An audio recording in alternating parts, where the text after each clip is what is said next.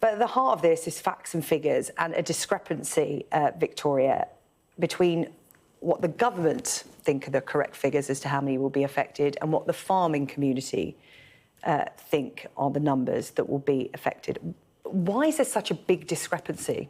Well, there are two discrepancies. One of the ones which you're not hearing very much from the government at the moment is that the Department for Farming, DEFRA, also has different figures to the Treasury's figures. So they can't even agree amongst themselves what the real figures are.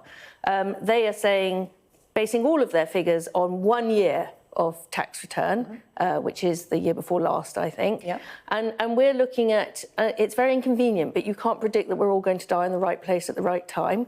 And so we're looking at our figures over, probably over a generation, a short generation. And the impact could be enormous. Just because it's a slow crash doesn't mean it's not a fatal one. Well, talking about facts and figures, it only feels right to bring in Richard at this point, Professor of Accounting Practice at Sheffield University Management School. Richard, you were shaking your head there to what Victoria had to say. There are an estimated 13,000 farmers in Whitehall today and their supporters. Are they right to be so concerned?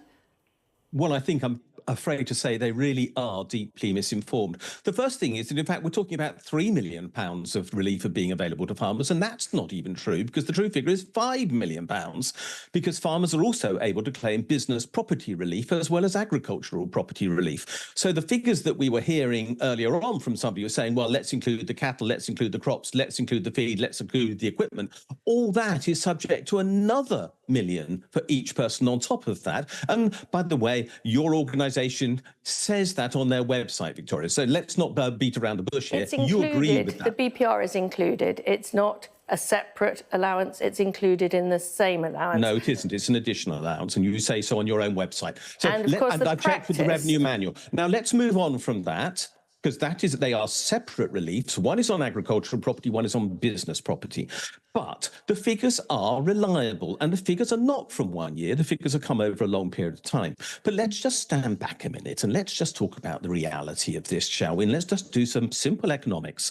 The fact is that over the last 20 years, the price of agricultural land has skyrocketed. And I've known the price of agricultural land for nearly 50 years because I've been an East Anglian for a very long time and first prepared farm accounts when I was quite young in the 1970s, when land was going for next to nothing. And now it's going for over £10,000 an acre here. In Northern Ireland, it's £16,000 an acre, but admittedly, farms there are much smaller.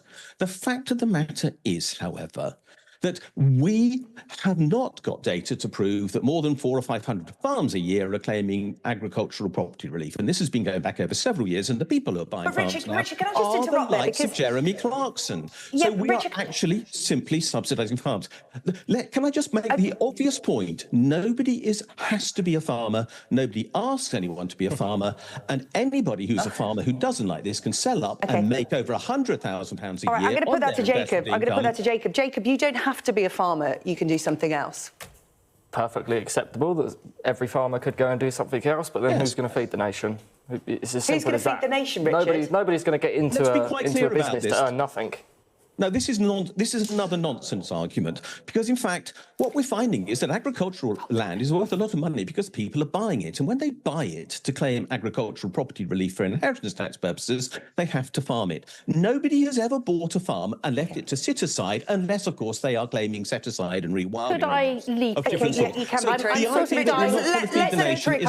because you are making a lot of points. Let's let her respond to something. Victoria, I think so. I mean, I'm kind of dying of boredom there a bit, Richard, because the fact is that you once did a few farm accounts 35 years ago. You don't do what Richard does. You don't get up every morning, put on your wellies with your waterproofs attached to that. Oh, sorry, Jacob.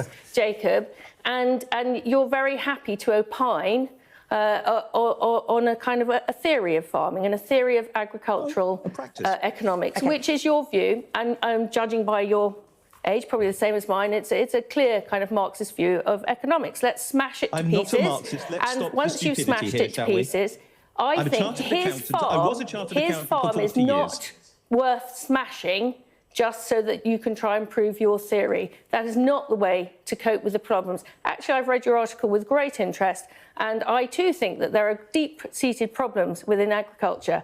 But killing off farming from the top down is not the answer. And so everybody protesting today was right to be there. And on their behalf, I would like to say that we resent the condescending tones that are coming from government about Jacob and me and all of the people like us just not really understanding the figures.